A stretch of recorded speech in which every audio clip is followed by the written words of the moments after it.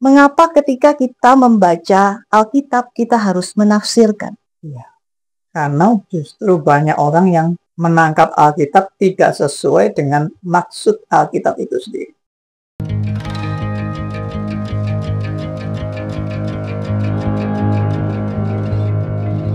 Salam jumpa pendengar semuanya, kita kembali dalam program Back to the Bible bersama dengan Pendeta Andi Halim. Salam jumpa Pak Andi.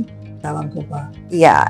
Nah, dalam program Back to the Bible ini Pak Andi, kita ingin belajar bahwa kita sebagai orang Kristen, Alkitab adalah dasar dari segala sesuatu dalam kehidupan kita ya tentunya ya. Dalam kita mengambil keputusan, dalam kita bertindak, dalam kita berbicara apapun itu. Nah, tapi yang menjadi kendala adalah seringkali ayat-ayat di Alkitab ini cukup membingungkan untuk kita dan membuat kita salah menafsirkan. Nah, ini yang akan kita bahas sebenarnya ya kali ini ya. Mengapa ketika kita membaca Alkitab kita harus menafsirkan? Ya, karena justru banyak orang yang menangkap Alkitab tidak sesuai dengan maksud Alkitab itu sendiri.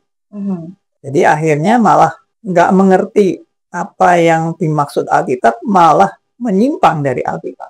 Nah, itu yang sering kali terjadi. Makanya perlu menafsirkan Alkitab. Jadi tujuan daripada menafsirkan Alkitab itu adalah kita mau, jadi menafsirkan Alkitab itu bukan mengira-ngira. Bukan mengira-ngira sesuai pemikiran kita. Iya, bukan menduga-duga juga. Tapi mau menangkap apa yang dimaksud oleh Alkitab itu sendiri. Berarti pertanyaan selanjutnya adalah supaya kita tidak mengira-ngira, berarti ini ada prosedur khusus, ada cara khusus di dalam menafsirkannya Pak ya. Tentunya. Nah, kira-kira apa sih Pak prosedur atau langkah bagaimana menafsirkan yang tepat? Jadi kita tahu ya bahwa sebetulnya penulis utama Alkitab itu adalah Roh Kudus. Jadi kalau mau mengerti Alkitab, kita harus mengerti apa maksud daripada Roh Kudus. Tapi tentunya ya kita nggak terus tanya sama Roh Kudus ya. Halo Roh Kudus, apa maksud ini ya? Silakan Roh Kudus berbicara. Nah, itu tambah kacau nanti. Tapi kita juga tahu Roh Kudus itu memimpin para penulis Alkitab. Iya. Betul. Nah, jadi untuk lebih mengerti bagaimana Roh Kudus memimpin para penulis Alkitab, kita juga harus mengerti bagaimana penulis Alkitab ini menulis sesuai dengan maksud Roh Kudus. Jadi penulis ini sedang berpikir apa, sedang menggumuli apa, sedang menghadapi apa.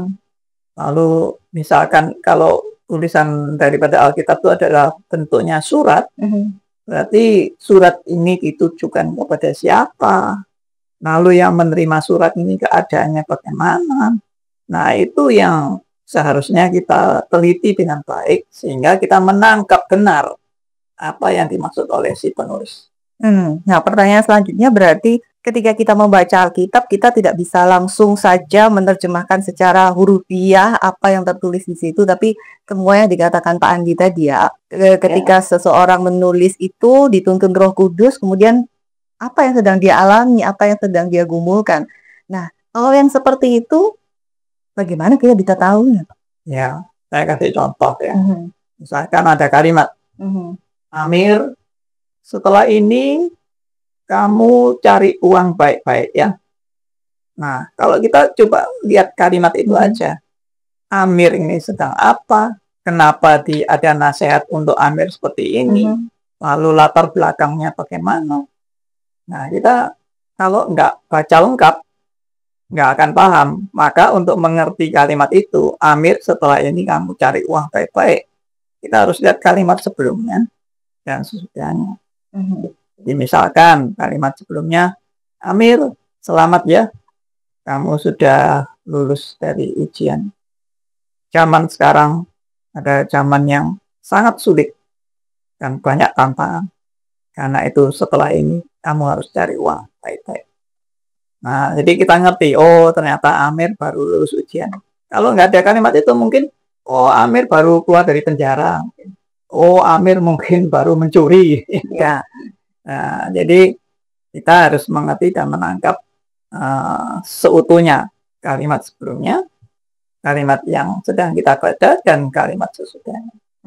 Berarti menafsir ini adalah hal yang, kalau saya terjemahkan dari kata-kata Pak Andi tadi, ini adalah hal yang sulit. Apakah berarti karena harus lihat dari sejarahnya ya, otomatis kalau Amir tadi, apa yang dilakukan Amir sebelumnya gitu ya.